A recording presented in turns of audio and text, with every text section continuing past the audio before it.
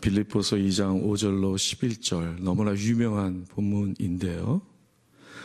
그 시작하는 5절을 제외하고 6절로 11절을 따로 구분하여 이름을 따로 구분하여서 이름이 따라오고 있습니다. 이것을 크리스톨로지컬 힘이라고 합니다. 슬라이드 보여주시죠. 슬라이드가 없어요? 아무것도 없어요, 슬라이드가 오늘?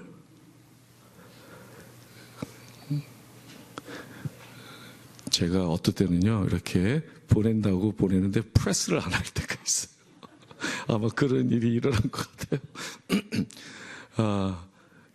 할 수 없죠. 크리스톨로지컬 힘이라고 불러요. 그리스도의 찬송시. 이 찬송시는 바울 이전에 이미 존재했던 찬송시였다고 대부분 신학자들이 이해하고 있는데요.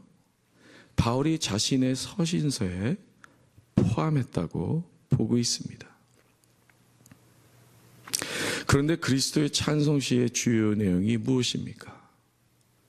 오늘 우리가 읽었듯이 보니까요, 7절을 보니 자기를 비워, 8절을 보니 자기를 낮추시고, 그리고 죽기까지 복종하셨으니 라고 하고 있습니다.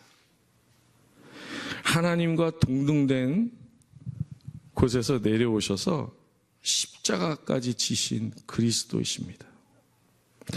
특히 자기를 비우다라를 원어로 케노라고 하는데요. 여기서 여러분들 많이 들으셨을 거예요. 케노시스. 이렇게 우리에게 알려진 신학적인 용어가 생기게 되었던 것입니다. 그런데 이와 같은 그리스도의 비우심을 닮으라고 하는 바울의 메시지는 2000년 전이나 오늘날 우리 모두에게 받아들이기 어려운 메시지다라는 거예요. 그 당시는 철저한 계급사회였죠. 신분의 차이. 매우 엄격했습니다. 귀족이 노예가 될 수 없고 노예가 되어서도 안 되는 엄격한 그런 틀이 있는 사회였어요. 근데 자기를 비우라고요? 내려놓으라고요? 다른 사람들을 받아들이라고요? 그 당시에 이 복음이 얼마나 받아들이기 어려웠을까 짐작이 가고도 남습니다. 그러한 사회적 배경에서 기독교가 시작된 거예요. 예수님이 십자가에 달려 죽으시고 그 예수님을 찬송하는 이 찬송시를 믿음으로 고백했던 신앙 공동체를 통해서 새로운 혁명이 일어났다라는 것이죠. 사람들이 가지고 있던 틀, 관습, 세습, 알고 있던 것들을 다 무너뜨리고 그리스도를 통해서 새로운 것을 그들이 믿고 따르고 그렇게 실천했던 것입니다. 바울은 그의 서신서들에서 이것을 얘기하고 있습니다. 갈라디아서 3장 28절에 너희는 유대인이나 헬라인이나 종이나 자유인이나 남자나 여자나 다 그리스도 예수에서 하나이니라. 차별이 없다라는 거죠. 구분이 없다. 담이 없다. 골로새서 3장 11절에서는요. 거기에는 헬라인이나 유대인이나 헬라파나 무할레파나 야만인이나 스쿠디안이나 종이나 자유인이 차별이 있을 수 없나니 오직 그리스도는 만유시요 만유 안에 계시느니라.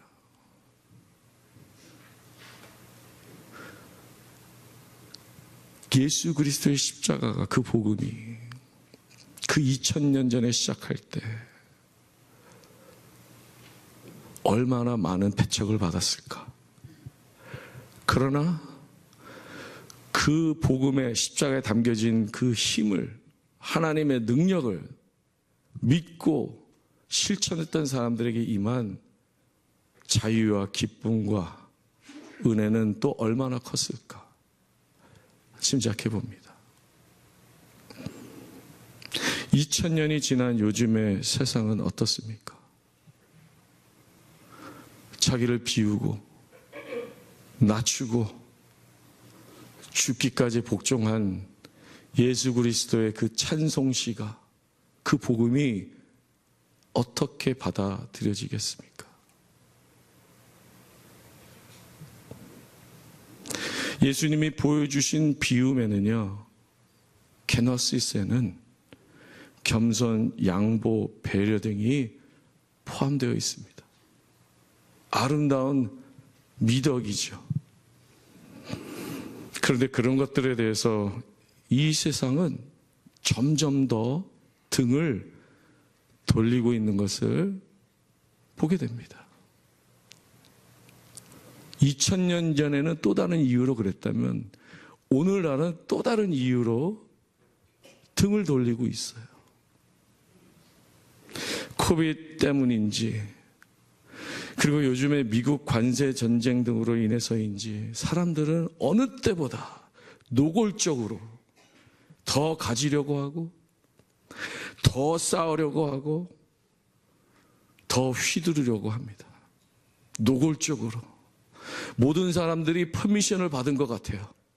막 그렇게 살아도 된다. 너 원하는 대로, 너 갖고 싶은 대로.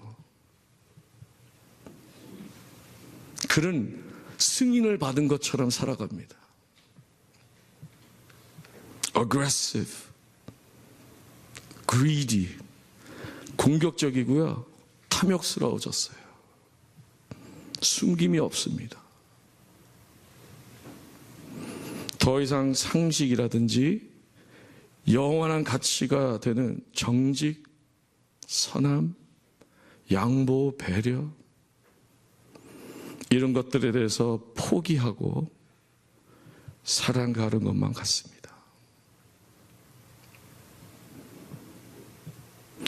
그렇게 된 이유는 원인은 여러 가지가 있겠다 하겠지만, 그로 인한 현상과 결과는 우리가 가히 짐작하지 못할 정도로 나쁠 거예요.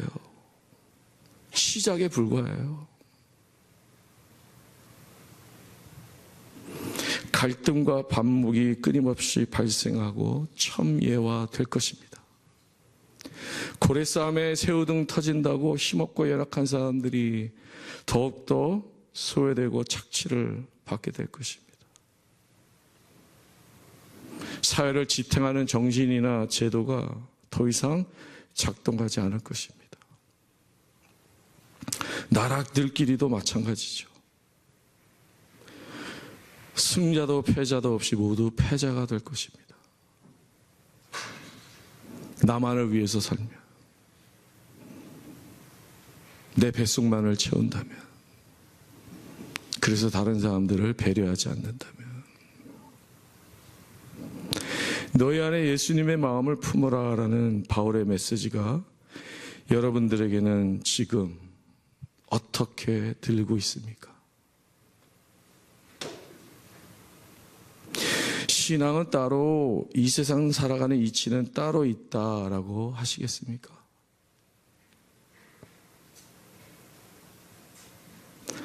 아니면 신앙이 밥 먹여주냐? 절대로 그런 분은 없지만, 좋은 말씀이지만 한쪽 귀로 듣고 다른 쪽 귀로 흘려보내시겠습니까?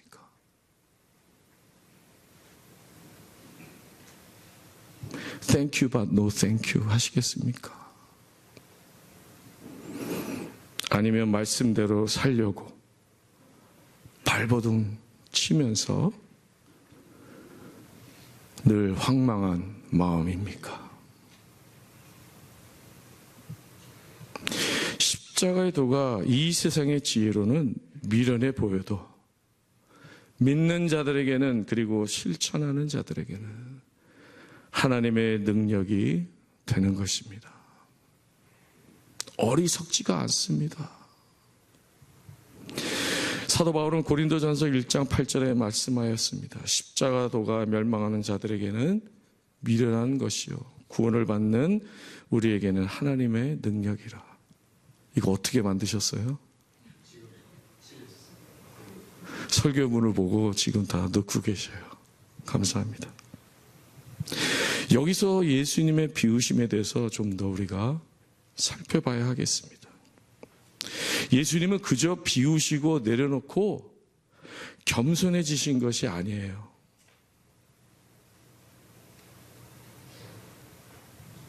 예수님의 비우심은, 그리고 낮아지심은 우리를 사랑하셨기 때문입니다.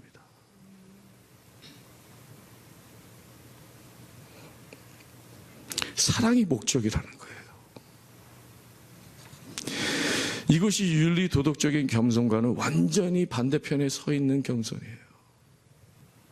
윤리 도덕적이고 체면과 형식에 의한 겸손은요, 여전히 자기 자신으로 가득 차 있는 모습 아닙니까?